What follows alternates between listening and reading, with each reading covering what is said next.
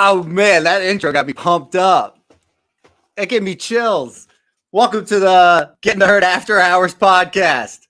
My name is Alex Bond. I'm your host. I am a staff member here at the McShin Foundation, and more importantly, a person in recovery from substance use disorder, which means that for the last 15 months, I've not found the need to put a mood or mind-altering substance in my body. I am here with three wonderful guests and recurring guests on the pod. We got Julie, Mike, and Johnny. How are y'all doing? Good to be here. Happy to have y'all. Julie, why don't you introduce yourself to anyone who does not know you? Sure. First off, thank you for having me back here, Alex. Appreciate it. I'm Julie Funkhouser. I am out here in the Winchester area, Northern Shenandoah Valley. I'm a person in long-term recovery. I'll be coming up on 13 years here in April, which is kind of wild. It means I'm getting old, I guess. And I'm also a provider out here in the area. My partner Meredith Spear and I, we have a program for women at two different locations, one that works with Virginia Medicaid treatment center, and then we have a step down peer-based non-clinical transitional living, which is super awesome. Something else about me is I am an advocate in mental health and recovery. In response to my husband's death and on September 11th, 2018, I kind of dove in, not having a clue what I was doing. But I just knew that there were some serious gaps in the system and needed to speak my truth, Danny's truth, and the truth of a whole lot of other people to try and affect some positive change. And so last session, we successfully passed Danny's Law here in the state of Virginia. And so that's incredible. And so we're actually now coming back and we're advocating for strengthening the language. So I wear a lot of hats, but I think most importantly is I'm a mom of two, and Riley and Tyler. I have an almost 7-year-old, almost 4-year-old, and I've learned that there's what I once thought my life would look like looks absolutely nothing like it does now, but the gifts are endless, and some cool things happen when you open your mouth, speak your truth, and share your heart, right? So thank you for having me. Absolutely. That's great advice, and we're very happy to have you. A woman of many hats indeed, and they all seem to fit. Speaking of hats, we got two guys with hats here, recurring guests. Johnny Fab, how are you doing, man? I'm doing awesome, Alex. Thank you for having me on the show. My name is John Fabazeski, Johnny Fab. Interesting story about the nickname. We don't have the time for it tonight, but it's something that's stuck. And first and foremost, I'm a person in long-term recovery. And what that means to me is that my substance use condition has now been in remission since January 26, 2014. Yes, coming up on 7 years. And directly because of my recovery, I'm able first and foremost to be a husband to my wife of over 20 some years. Oops, I almost said 25. I think it's 26 or more. Hopefully she's not watching. A father to my children and a grandfather to my 3 grandchildren. And, I'm employable today. I work as a certified recovery specialist at a community college, man. I'm on the administration of a community college as a CRS. That's incredible. I have my own parking space. Who would have thought, CRSs get parking spaces. But on the other side of this, I'm an advocate for anyone that is, especially for harm reduction lately. And I think tonight's topics will focus a bit about that. And, recently I had a trip to Mexico and I had a profound life-changing experience there. And later on, I'll get into that in a little bit. But I feel that I've transcended in my recovery in a way, and I'm hoping to do some writing about that shortly. So with that, I yield the time to the next speaker. To the other gentleman. Very happy to have you on, Johnny. Mike, Hush, what it do, my friend? How are you, man? Yeah, maybe we can. I won't get into how I got nicknamed Hush either. I guess you guys probably have figured that out by now. No, I'm just grateful to be here. I'm a person in long-term recovery, and gosh, what that means to me, man, is I am now a grandfather of 7 kids. I've got 7 grandkids, man. And I'm just sticking around, man. I'm getting old, but I am really, really enjoying watching this movement because, man, when I got in recovery in 1990, there was a little group of people, and you didn't go out of that little group of people, and we're budding, and we're getting a voice, and we're getting involved with legislation, and we're getting involved with, we're getting seats at the table with our states, and and I can remember being told, you don't tell anybody you're in recovery, Mike. You just stay with your little people here. And I got in recovery in Myrtle Beach, and there was a handful of people that really believed that addiction and substance use, well, whatever, that this was a disease. It's been amazing to watch this evolve, and to hear Julie and Johnny talk about everything that they're doing. And I saw Joanna from West Virginia. She popped up, and I'm so proud of her. I'm so proud of all of you. So I just want to be the old dude that's the cheerleader. So thanks, man. Well, you're good at it. You're part of the movement itself, man, and it's really great to have a good, diverse group on and everything. And I wanted to jump in just by saying that I think the bulk of our conversation today, as Johnny was mentioning, would be harm reduction, and I think that takes a lot of different shapes in general. I know within the last, I want to say 2 weeks, between Pennsylvania, Virginia, and South Carolina, all of our state legislatures have begun convening, which means that there's, as Julie mentioned, a lot of advocacy work to be done. And I think kind of, the bureaucratic way of that is by passing these laws that are harm reduction in general. Julie, if you wouldn't mind kind of enlightening us on your experiencing advocating Danny's Law and kind of what you're looking forward to, if you, as I think you mentioned, will be doing more advocacy work at the General Assembly this year. Sure, absolutely.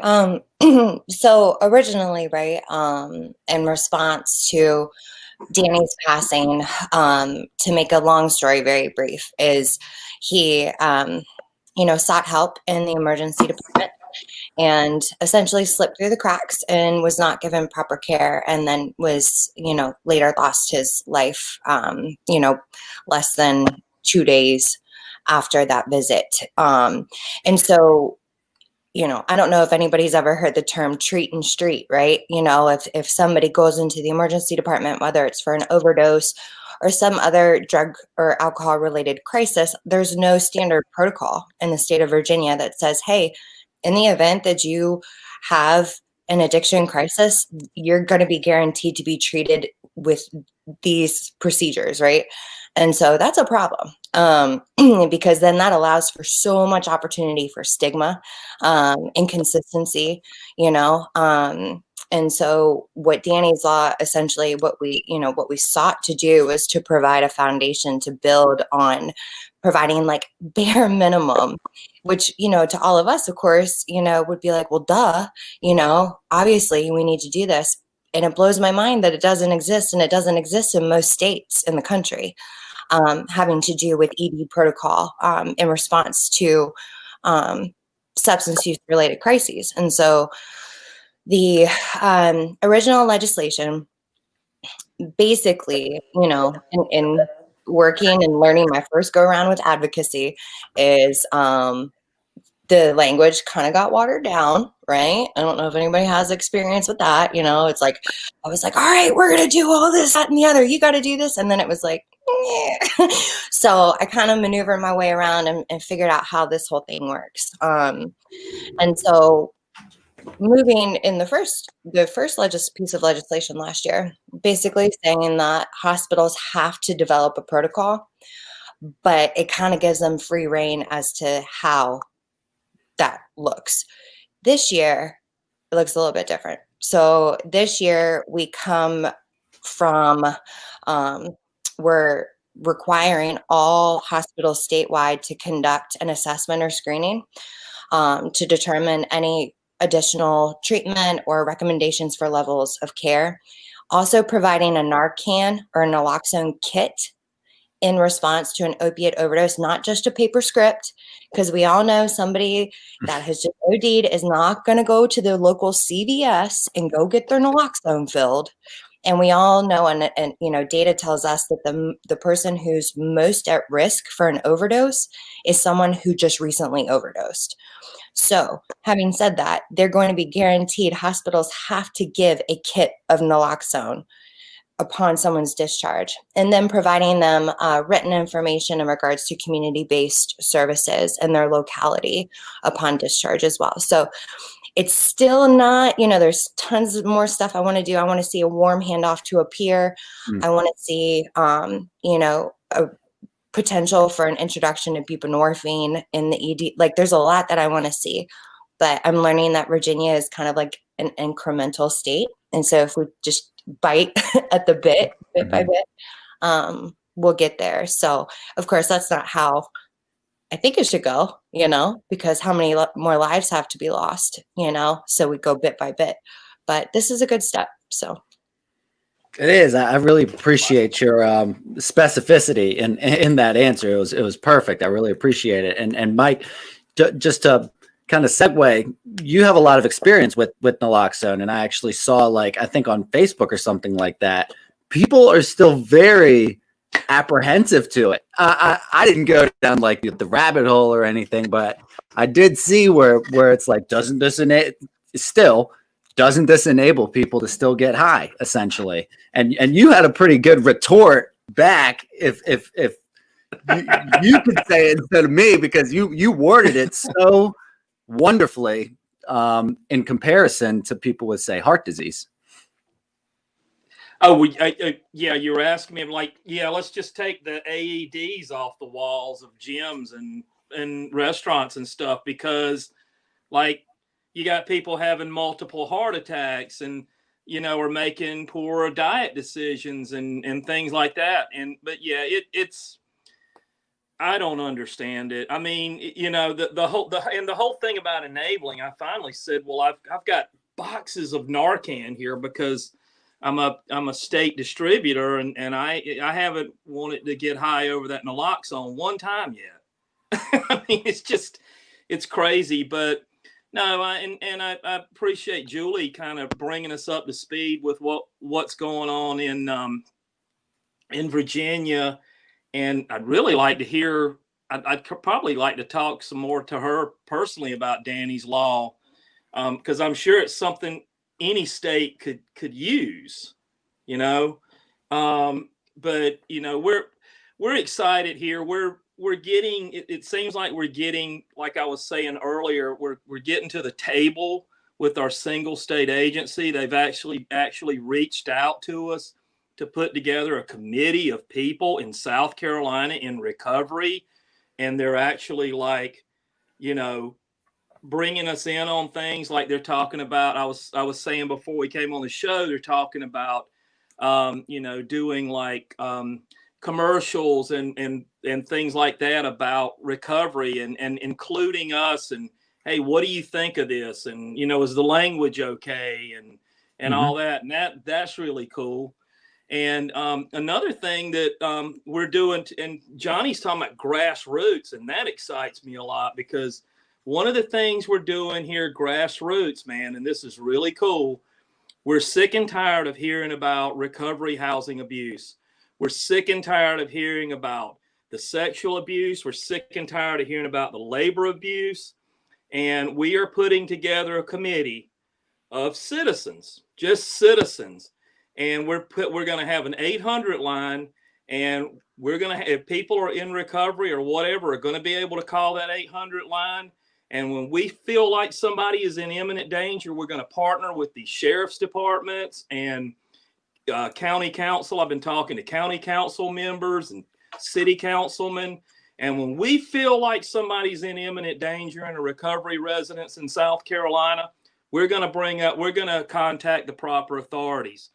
We're working on some things now. We're even partnering. I hate to say it, but we literally have a sex trafficking case that we're working on here. So yeah, so that's just some of the things grassroots that we're working on. But yeah, and I'm fired up, man. It's been a good month or so here.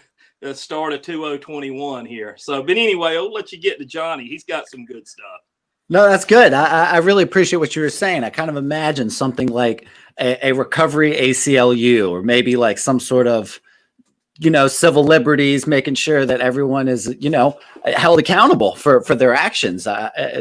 Especially in the recovery community, where people are stigmatized and thought of as like, I need to keep quiet and make sure people don't know I'm in recovery. I mean, it's got to be especially sensitive stuff like that happens in the recovery community. And I wanted to voice what Randy was saying in response to what's going on in Minnesota in regard to Danny's law. He said that if a person shows up in an emergency room in Minnesota, most hospitals now do a substance use assessment, and most will provide any person discharged from an ER that is deemed at risk of overdose does get an naloxone kit.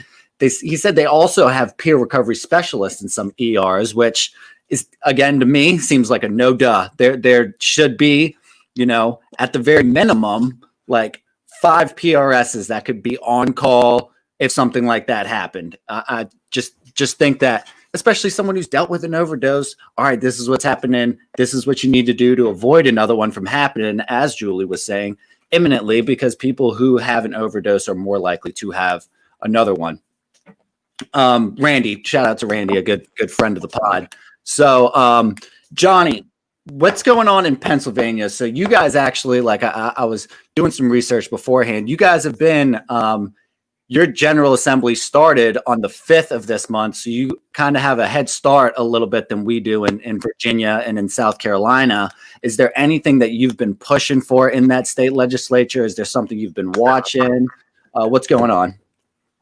Well, first and foremost, I just want to shout out to the recovery community in Pennsylvania because, during this pandemic, when we're losing a lot of resources, a lot of funding, and the downfall from COVID-19 for continuing programming and funding from our state and federal level is going to continue to spiral. We've had treatment centers close, looking at people in long-term recovery that have gone back out or we have lost, which has been devastating to the community, but we still keep firing back. We still keep going, still keep advocating for change.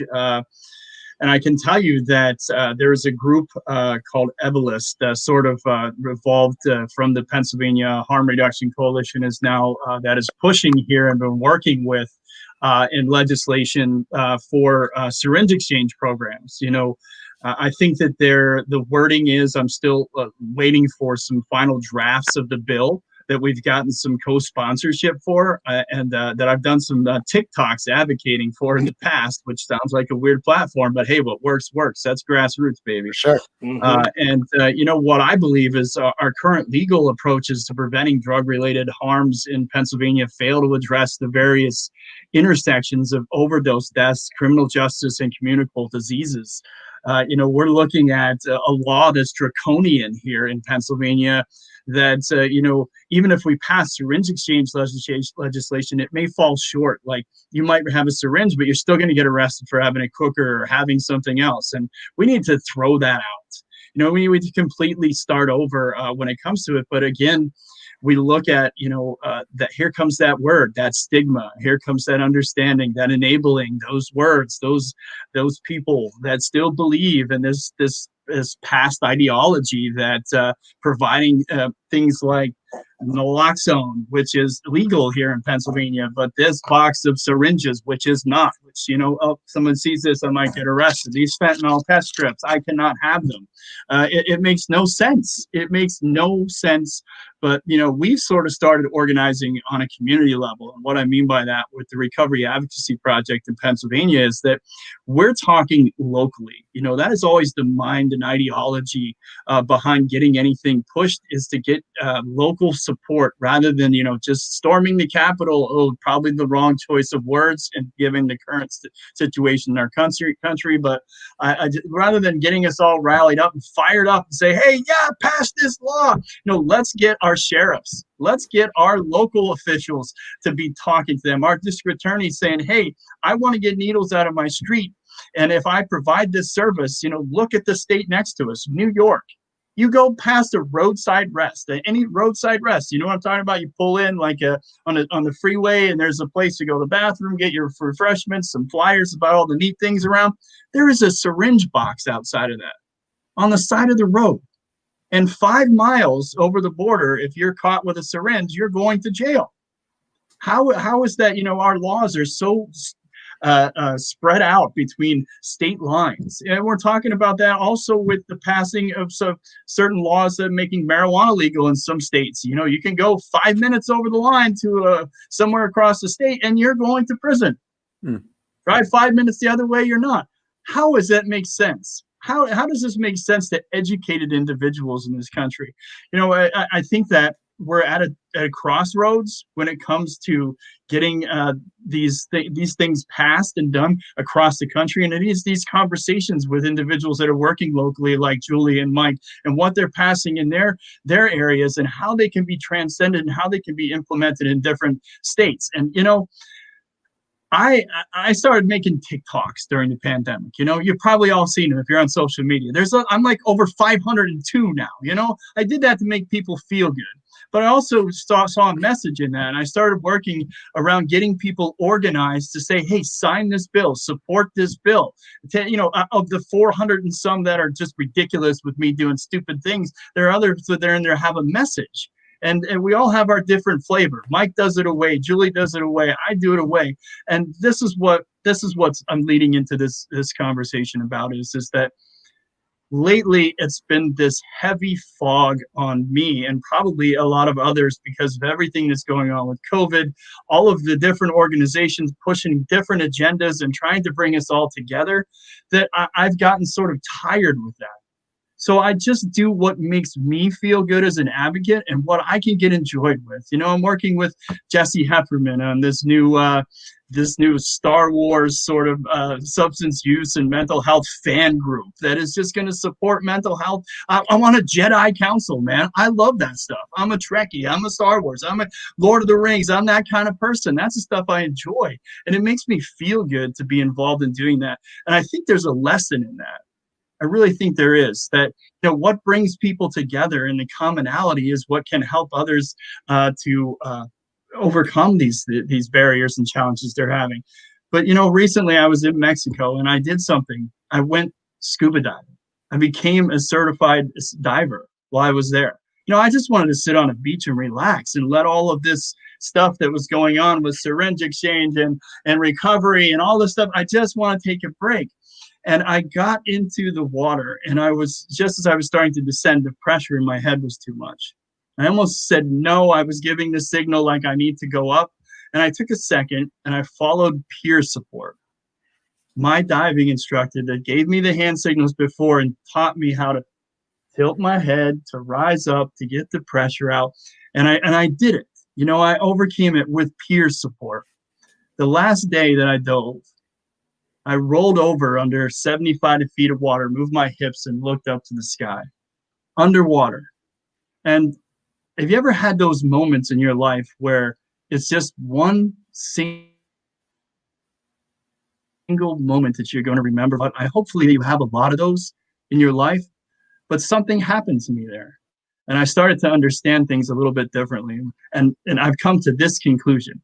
This conclusion is that I have to be, as a person, happy and involved in what I'm doing and careful for what I'm doing. Julie spoke about it. She's involved with this because of the person that she lost, and it makes her feel good to help other people. Mike has his reason. Alex has his reason why he does things.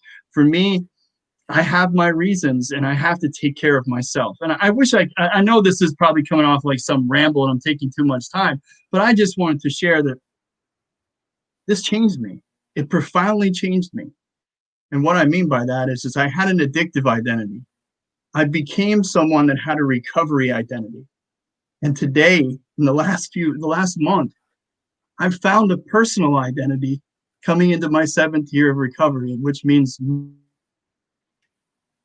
me as a person, not the person that was in addiction, not John, Johnny Fab, the person in recovery, but me. I've become me. And I just want to spread that. I'm sorry, I'm talking too long. Mike's falling asleep. I'm kidding. But I just feel like I had to share that with you all. And I hope that you, in some way, in the work that you're doing, that it's important to take care of yourself. It really is. These times that we're having right now are very trying. And it can be very taxing. Mike has 7 grandchildren. I don't know what time I would have. I've slowed my life down to do what's important to me.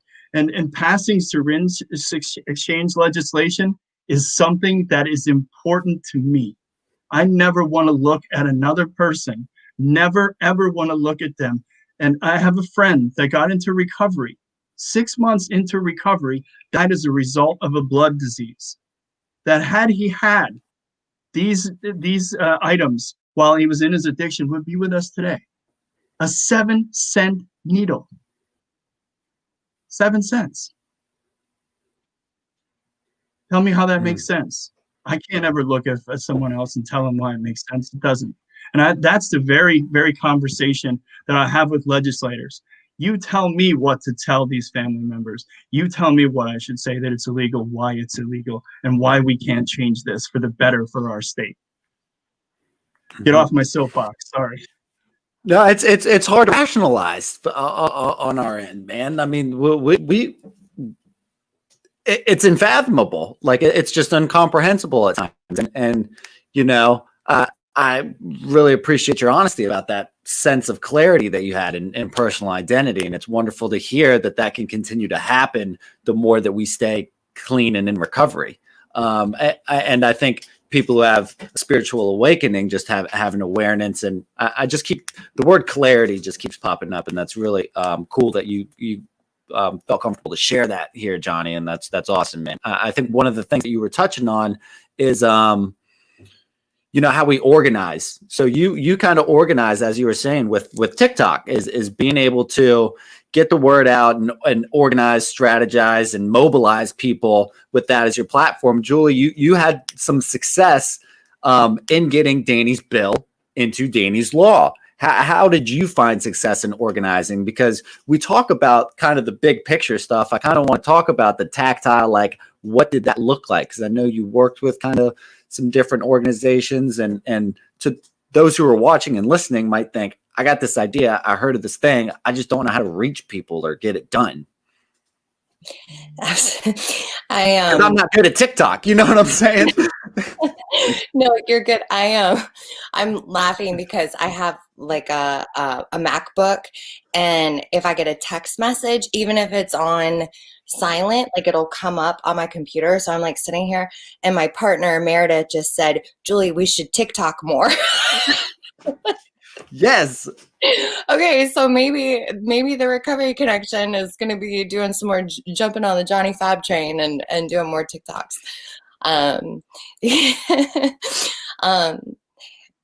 learned so much about, I'm touched by hearing both Johnny and Mike and both of their personal experiences, and I can relate tremendously to the word clarity, the word personal identity. Over the last year for me, a lot of people, there's been a lot of funky stuff that's happened in light of the pandemic, for sure. ODs are through the roof. Virginia has a record high number. I'm sure that's everywhere. rates of depression. I mean, we don't need to talk about all all the negative impact that it's had. What I will say for me is it's had some positive impact in my own personal life, in my own spiritual transformation, in my grief process, and being able to just learn how to sit and be.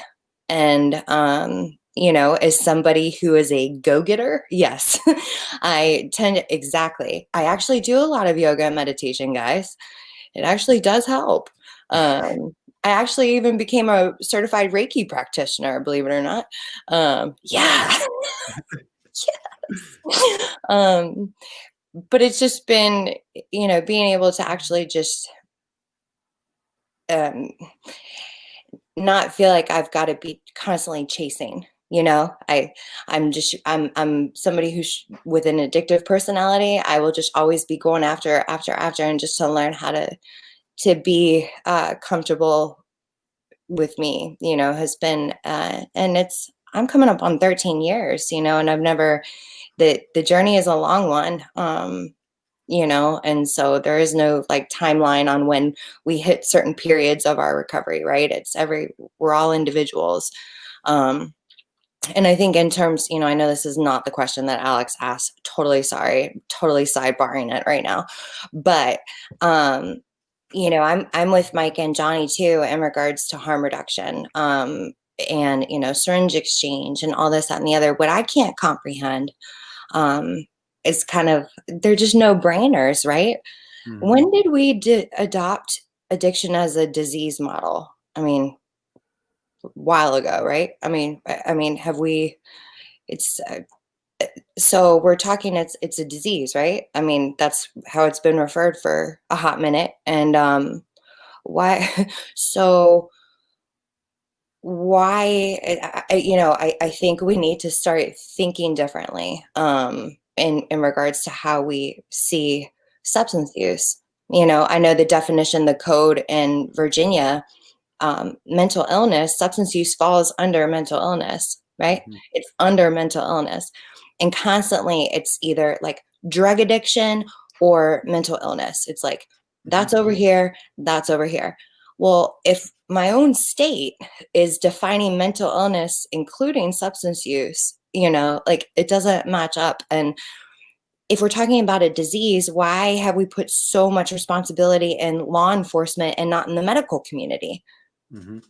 What? Like, it's just kind of like nothing's making sense, and someone, a colleague in the industry, once told my partner and I, she said, substance use is a neurological disease with behavioral symptoms. And I was like, yo, that's so, and it makes it's so true. But anyways, I don't even remember what the question was. Oh, organizing people.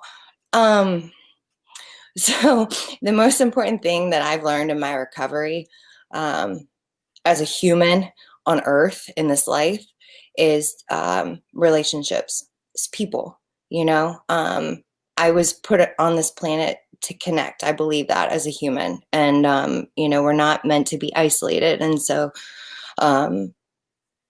just being able to have had relationships and being in recovery, and Danny was in recovery for a long time, and the impact that he left on the community here, that was positive.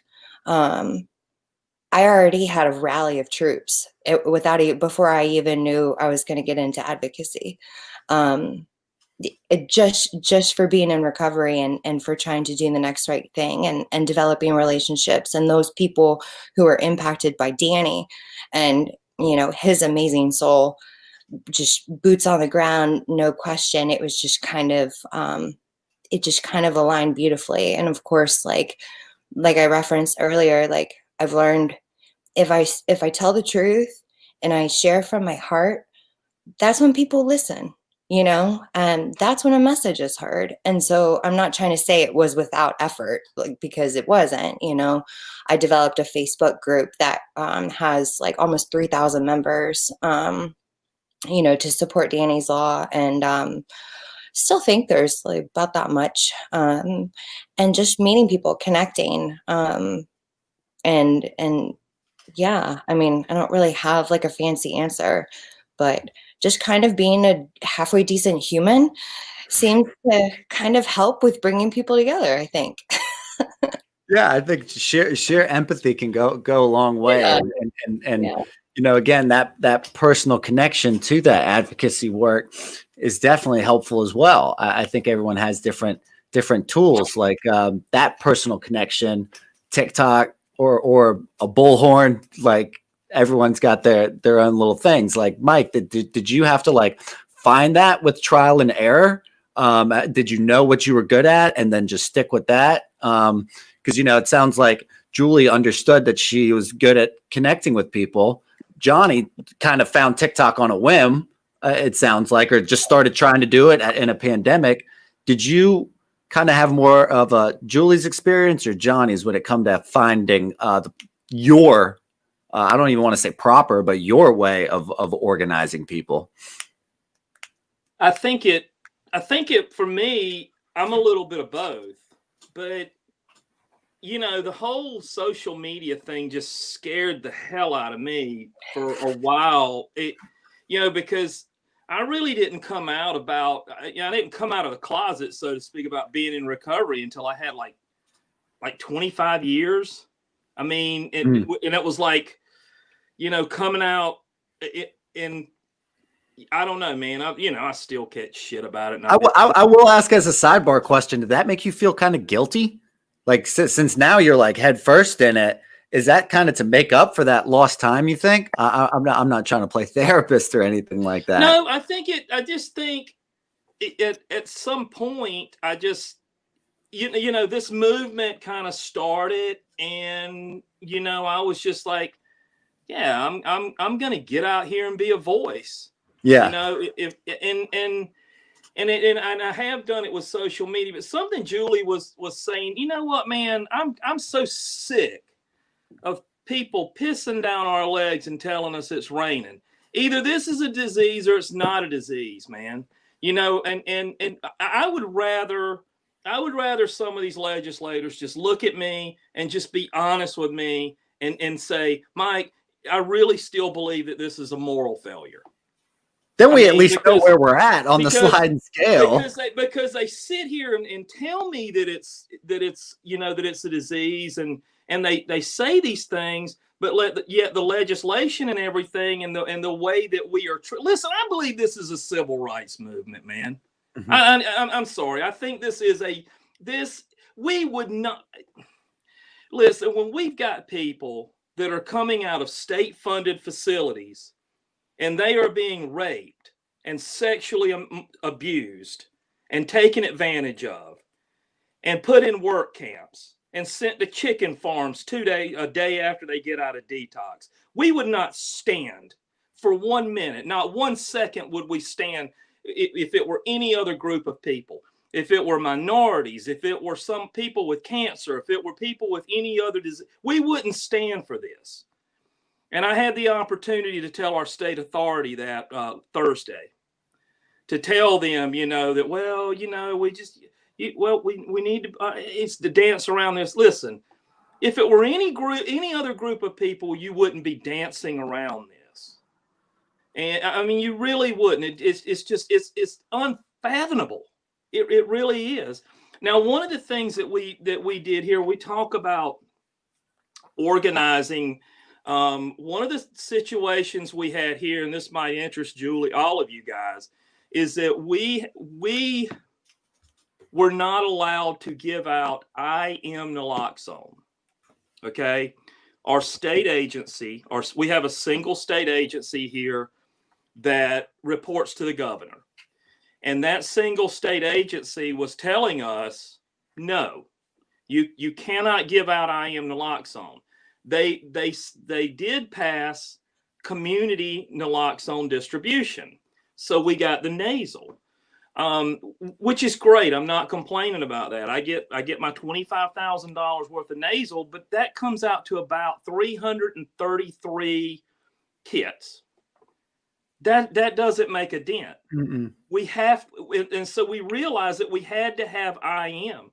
So Mark Burrows, who has Challenges Inc. here, is doing an amazing job with harm reduction. Alex, you guys ought to have him on the show sometime. Seriously. We got together and started talking, and we figured out that it was actually written into legislation that IM naloxone was legal. So why was our state agency saying that it wasn't?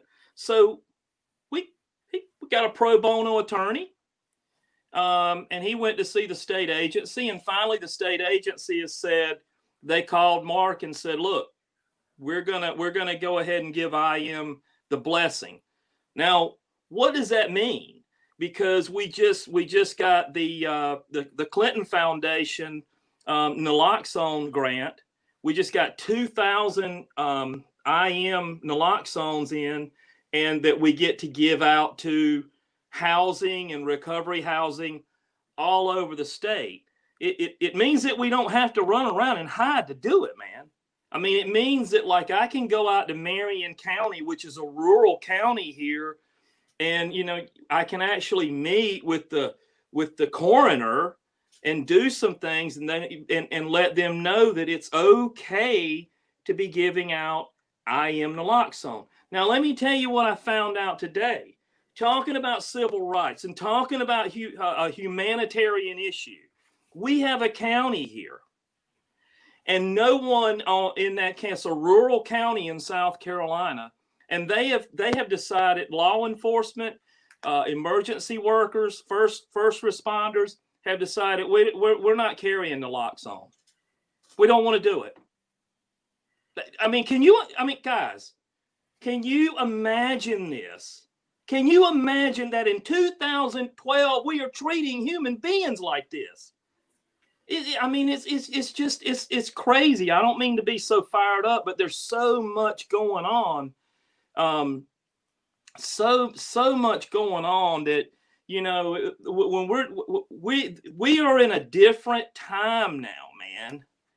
You know, we have got to bring everybody up, including drug users, including people with substance use disorders. I don't mean to get on my soapbox, but, you know, it's just, I just can't imagine it. I can't imagine it. Don't tell me that, I mean, that if this is a disease, why is it not being treated like a disease? I'm sick of the lip service, man.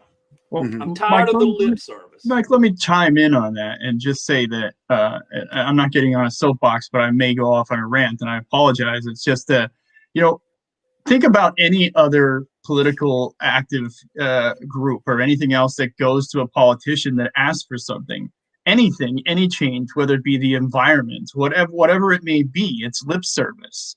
It's continuous lip service. So you get a few politicians that are truly on your side and believe, and we have a bunch of those in Pennsylvania, but for every one of them, there's 10 others that will give you the lip service.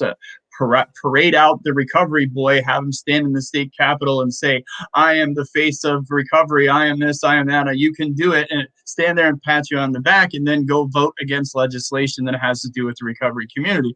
Absolutely, I understand that completely.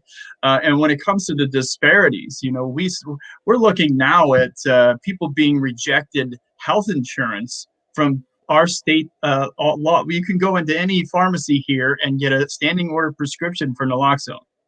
You get a script, go get it. You can just walk in and say, hey, I want it, and you sign a piece of paper and you can get it, bill your insurance. People are like, yay, that's great. But now they're being denied insurance coverage because they have a history of a drug problem. I did some investigating on this. When I go in to get naloxone, they say, is this for you? You can't buy it for someone else. Obviously, I'm not going to use Narcan on myself. I've never met a person that has, but this is a health professional telling me that I must tell them that this is for me. And now that's on my medical record that I have a drug problem. In some way, now people are being denied coverage. And there's laws of disparity all across from one county to the next. Here in my county, you know, I was a person involved in treatment court, and I was denied getting my driver's license until I paid off my fines. They make laws up between each county to do whatever they want. You said you saw it. Hey, we're not carrying naloxone. What do you mean you're not? in this county, they said you can't have a driver's license back until you pay off your fines. So I dug into it, got some, it was Gary Tennis, who was with the Drug and Alcohol, the director, that passed a law in Pennsylvania saying if you've completed court-ordered treatment and you have met all the conditions of your probation and are current on your fines and fees, you may get your driver's license back. But the probation department just put out this big, well, no, we want our money and you can't have it. And that started a cycle of recidivism, a loss of driver's license. And they're talking about why is our jails overflowed with people. They get them caught in this cycle over and over and over again. I had that experience when we advocated in Wyoming County to get naloxone not to all BLS, but our BLS is basic life-saving ambulances, not all life-saving ambulance. We have this EMTs against hospital, if you know what I'm trying to say there, to carry naloxone. We got that in their pockets. We did some advocating around that. And I was at the county fair doing a balloon release for all the people. And the Arms of an Angel was playing while we're releasing balloons, for all the people we lost in Wyoming County. Skies filled at a county fair. We're talking rural Wyoming County. We're talking cows, chickens, goats, camel rides for kids. And here we are in the heart of the deep heart of these disbelievers of disease or moral failing, releasing balloons. And it was right before the dairy princesses took stage. And now all their makeup is black on their faces because they're crying at this. But we announced that we got this naloxone for all the basic life-saving ambulances. And there's hey, everyone's cheering it. They don't even know what the hell it means. They don't even understand what's happening. And I walk over to these two individuals, two EMTs, and I ask them how they feel about having naloxone on their ambulance. And the guy turns right around to me and he says, plain and simple, here comes the language, excuse it, is that why the fuck do we have to save them junkies? Why do we have to do that? They took the drugs. Why should I have to save them? And I looked at him, and I wanted to throw a chair, Mike, but I couldn't do that. I looked at his partner, and I looked at her. I looked at him. And I said, "Thank you for your opinion." And I asked his partner, and she said, "I'm eternally grateful it's on the ambulance. Naloxone saved my sister's life. Without it, she wouldn't be here today, and wouldn't be a mother to her children, and wouldn't be here with us. And I'm just so happy that we're able to do that."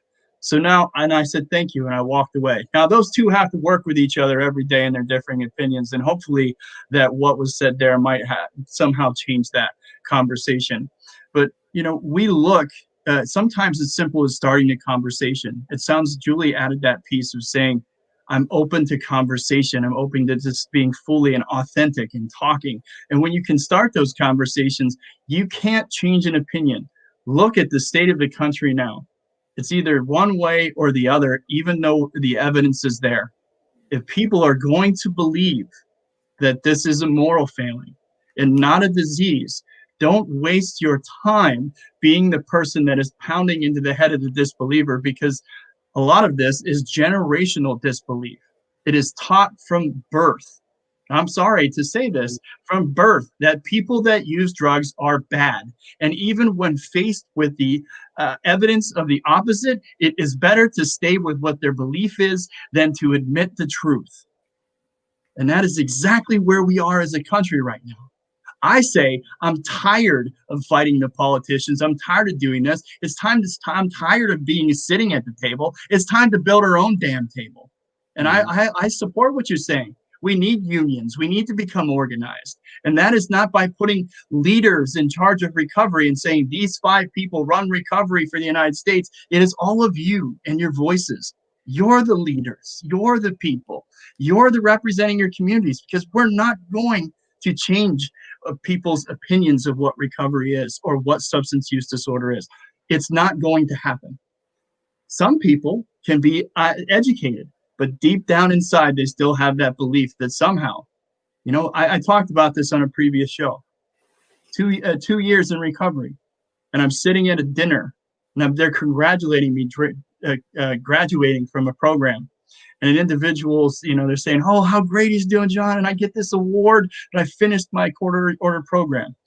And I'm sitting with people in the community, pillars. I finally feel like I have transcended who I was, and I've been accepted to the table. I got to the table. I achieved this. And then I overheard a conversation. Hey, how about that, John? Yeah, he's doing real good, but I'm not inviting him over to the house, if you know what I mean. And the laughter. And I understood what it was. I understood from that very moment. No matter what I do or say, it's not going to matter to someone else. And if it does, it does. If it doesn't, I'm okay. Because I'm my authentic self and I know who I am. And we can change things locally. We can do that. I've seen so many people do that. What have I seen change nationally on a great big level? Some things we get good, we get bad. During this time, there's hey, if I change just one thing already in this 7 years of being in recovery, then I'm happy with that. I'm happy with that. Yeah, I want to talk about things on the national level. I think that was really well said. I might think that if behaviors can be learned, they can be unlearned. But I like that you're saying that I gotta focus on me and build the table instead of worry about getting a seat at it. I think that's a good punctuation mark there. And what I kind of hear all of us saying is that this is a healthcare problem that has been given a criminal justice solution, which results in a civil rights issue. That's how I think in equations like that. So it's the math doesn't add up essentially. But on a national level, so I might be off base here, but you're not off base. So listen, if I commit a crime and they bring in a doctor to say that John was out of his mind, he was crazy, they make a decision whether I go to a hospital or a prison cell. How is that happening with people that have a substance use disorder? It falls under mental health. The same thing. No one comes in and they send a doctor out to say, hey, well, this person was in their substance use disorder. Why isn't that? It's the same thing, is it not? It can be argued, or maybe I'm just ranting. Sorry. No, I totally agree. I was about to say, I may be off base in saying, I don't know how important what I'm about to say is.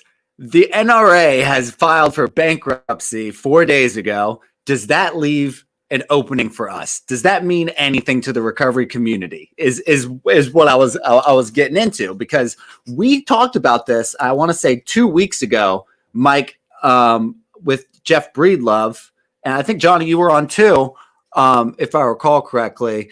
Because we use the NRA as kind of like, well, these lobbyists are clearly have a clear and concise message, and that's why they're successful. Now we find out that they're broke. Does that leave kind of an opening for us? Is there something to be gleaned there? It's kind of just like a open question. I don't know if that I don't know anyone's thoughts on how that affects the recovery community and the advocacy realm.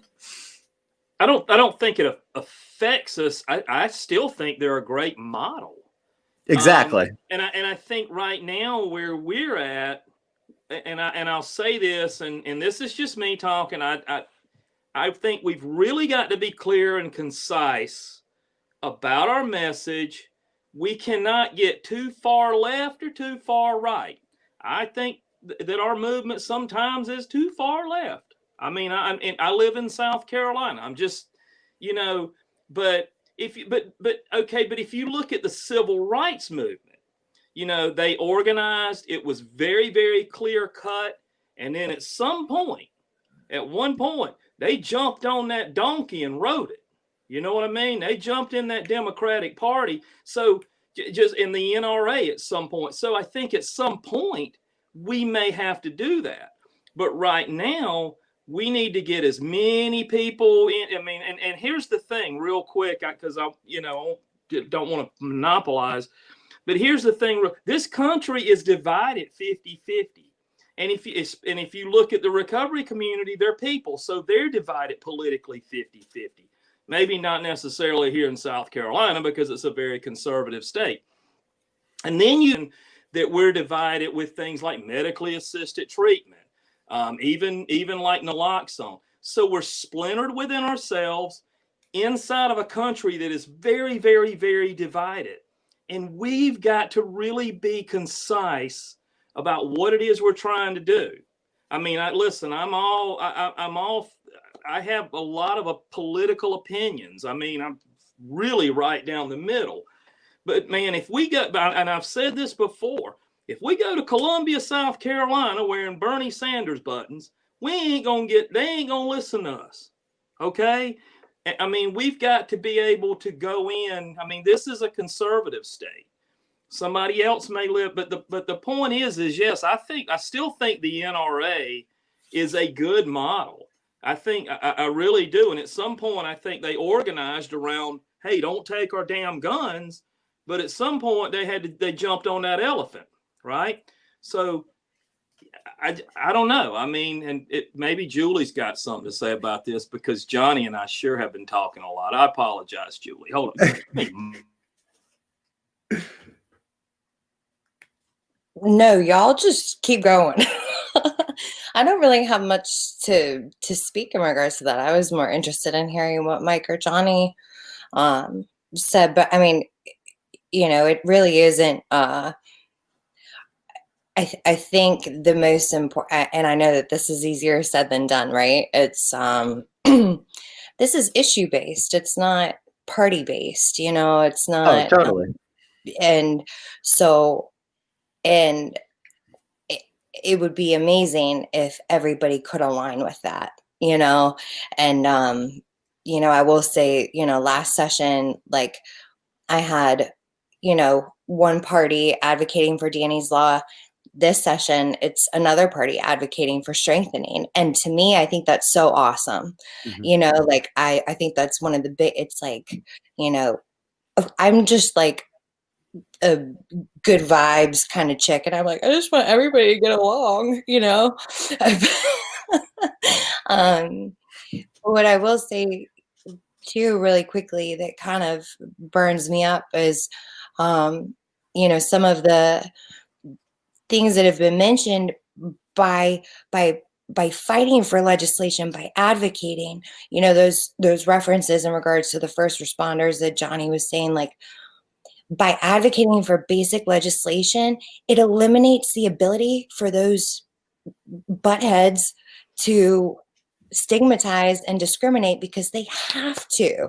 You have to. It doesn't matter if you're somebody that works in the ER and you still deep internally may be struggling with what substance use disorder, like how you were raised, culture, like, if you show up at your job and you know that if somebody has OD'd, you got to give them a Narcan kit. You got to give it to them, And so that's why these standard operating procedures across the board, whether they're in crisis intervention, treatment, recovery, harm reduction, whatever they are, it's so important for us to advocate for this legislatively to eliminate the damn stigma, or space for stigma to be active and well, because it's always gonna, it's gonna be around. I think we've come a long way, but nowhere, it's always gonna be. And speaking in terms of, money, right? At the end of the day, it's about money. I'm not saying that's an overgeneralization, but a lot of the times when you're advocating, what's the question that you get? Well, what's the fiscal impact? What's it going to cost? How is this going to impact the budget? And what absolutely drives me a little bit bonkers is, I kind of want to say, are we going to continue to operate in damage control, or are we going to get in front of it to reduce recidivism, increase recovery rates, increase workforce employment, all of this? If we get into it in the front end, with treatment, recovery support services, crisis intervention, and instead of the back end, throwing people in jail time and time again, morgues. I mean, I'm like, the money's going somewhere. Why don't we go in the front of it to give these people a life that's worth living and give them an opportunity? Oh, treatment's so expensive and this, like, yes, it is. But if we put more funding into that, we're going to see a hell of a lot of better outcomes than somebody trapped in that incarceration cycle, who's, and don't get me started on reentry and the barriers and, with not providing somebody coming out of incarceration with any resources, or, I mean, like I said, I think we're in a really cool period where we're starting to change the conversation, but it's happening a little bit too slowly. And so I agree with what's been shared. It's important for us to come up with a concise message and mission, and yeah, but it's kind of like pay now or pay later. I'd rather pay now. So I think one of the things you said that was really important was like, how long are we going to be in damage control? And that's kind of what I heard Mike was saying in the IA law, where they eventually were like given a blessing, and it was like, no shit, we should have had this the whole time the way it was written. You know what I'm saying? So we're spending all this time, money, and effort getting what we were supposed to have to begin with, so we can't get ahead of the ball ever. And that, I understand that frustration a lot. Johnny, what are your final thoughts? Well, I definitely I know you had something right there. Yeah, I know that this seems like there should be an opportunity, and what I say the opportunity is this room right now. You people, this is my church, and what I mean by that, and saying you people, I mean you're my people, and we all want the same things, but we all have different sort of pieces of that thing that come together. And when I say we build a table, we bring some of the individuals or all of the individuals from whatever platforms it has to do around harm reduction, substance use, recovery, reentry, all these things, criminal justice, and they all come together, and we represent one another and bring this into some sort of forefront. Because, you know, Senator Harold Hughes himself said, if the choir won't sing the praises of God, then who will? Because we are doing what needs to be done. We're already doing it. We've organized our local communities. We're organized and changing things locally. That needs to be spread. And this podcast and things like this, of us coming together in this church, my church, sorry, you might call it a podcast. We talk about these things. And imagine if there was a recovery secretary. Someone that said, these are the issues for the recovery people. John Shinholster talks about the purple party. Yes, I don't care what party you represent, the red, the blue, the green, the yellow, I don't care. We're all in the same room and we're agreeing on the same things. And that is something that can't be said about a lot of Americans right now. We're all agreeing on the same things. A common cause will bring us together. Because organized people, look what happened in Georgia. Organized people are something to fear. When you get organized, when we can come together, you know what? And I hate to say this, and this is my final thing, and I'll be quiet, is that I fear in my lifetime that I won't see that. But I'm going to keep doing what I'm doing to make every step so that eventually happens. Not for me, but for the next person and the next person. And that's why we're all here. Because we've reached a plateau, we've reached a place in our lives that we are okay and we want to help others. But if that stops and we lose these voices in our communities and we stop what we're doing, it's what gets me out of bed every day, is thinking about another person instead of myself. It's the basis of my recovery, the foundation. And thanks for letting me share. Absolutely. Thank you for sharing. I think what you said resonates a lot. It's like people with this disease have a genetic predisposition for it, which means that my son has a genetic predisposition for it, which means that all the work that I do is so that he doesn't have to do it as much. All the work that y'all do means that he can want to do it and not have to if he happens to suffer from this disease. Is kind of how I think about it. And it would just be nice for him to not have to go to jail if God forbid he has this disease, doesn't have to go to jail to get clean, but can do it in a safe and successful way without having to deal with some of the trauma that I did. Mike, any closing remarks? Oh no, I just want to say I love y'all, and I mean I'll make this real quick. I know we're running out of time, and yes, in our lifetimes, man. I mean, listen, it was 30 years ago when I came in the rooms, and I don't mean it, but it was like, it was so different back then. And I you know, and I'm telling you, if you've seen where we were then and where we are now, I mean, we are, and I'm telling you, man, in the last couple of years, and I am just so grateful to be a part of this. For us, we are rising up with a voice, and I'm real passionate about it because damn daggone it, I've waited a long time, y'all. Okay, so I mean, so I know I get real crazy and passionate, but you know, I just believe this is what I was put on this earth to do, and grateful to be on the podcast tonight. Always good to have you. Yeah, Mike, you're kind of like our yardstick, seeing how we grew from then to now.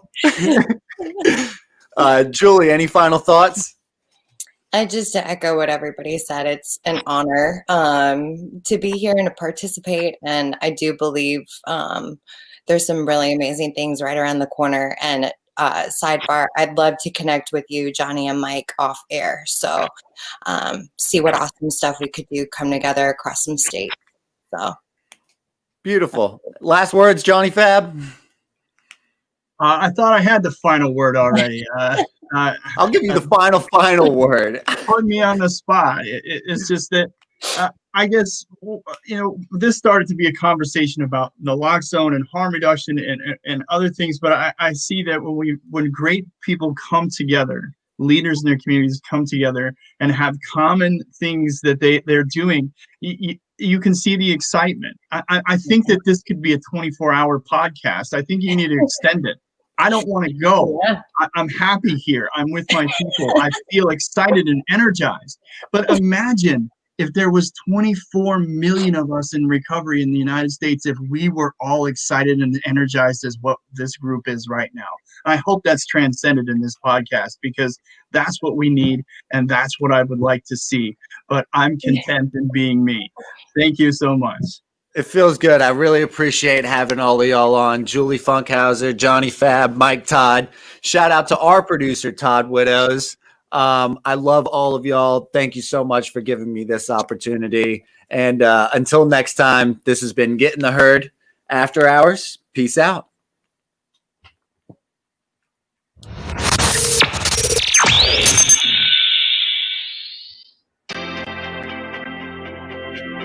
Here at McShin, we believe in the McShin way, which is authentic recovery support service providers, people with lived experience, bringing that experience to those who need that lived experience in recovery. Here at McShin, we believe in many things to support our mission. We believe in women empowerment. What I love most about what we believe here at McShin is we believe in the authenticity of the peer-to-peer approach. Here at the McShin Foundation, we believe in giving people opportunity. Here at McShin, we believe in the inherent worth and dignity of every person. At the McShin Foundation, we believe in helping people reach their full potential. Here at the McShin Foundation, we believe in multiple pathways to recovery. Here at McShin, we believe in placing principles before personalities to help spread hope. Here at McShin, we believe that recovery is possible and that any person seeking recovery can become a more acceptable, responsible, and productive member of society. Here at the McShin Foundation, we believe in self-discovery. Here at McShin, we believe in saving lives and offering second chances. Here at McShin, we believe you can do this. Here at McShin Foundation, we believe that we can only keep what we have by giving away, which is why we continue to help others like us seek and find recovery.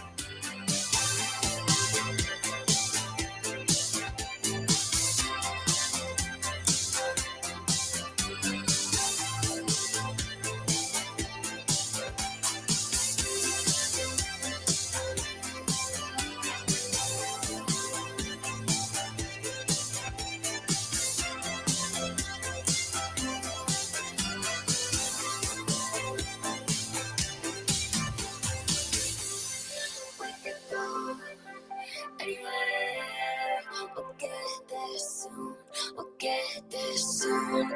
We could be any place. We'll get there soon. We'll get there soon.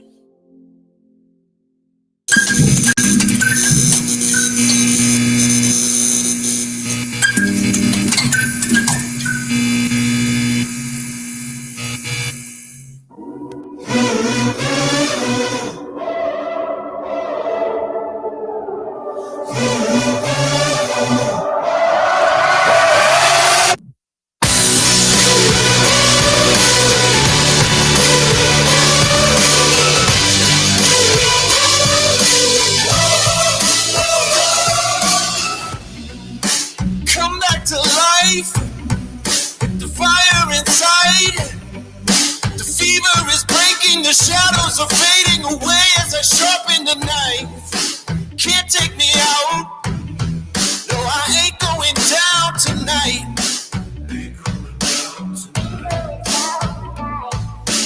Not over yet, ain't gonna quit, no matter what. Never lay down, never give up, I am a fighter. I'm a fighter. I'm a survivor. Even if I fall, I'll be up again, cause I'm a fighter. I am a fighter. I'm a survivor. Never lay down, never give up, I am a fighter.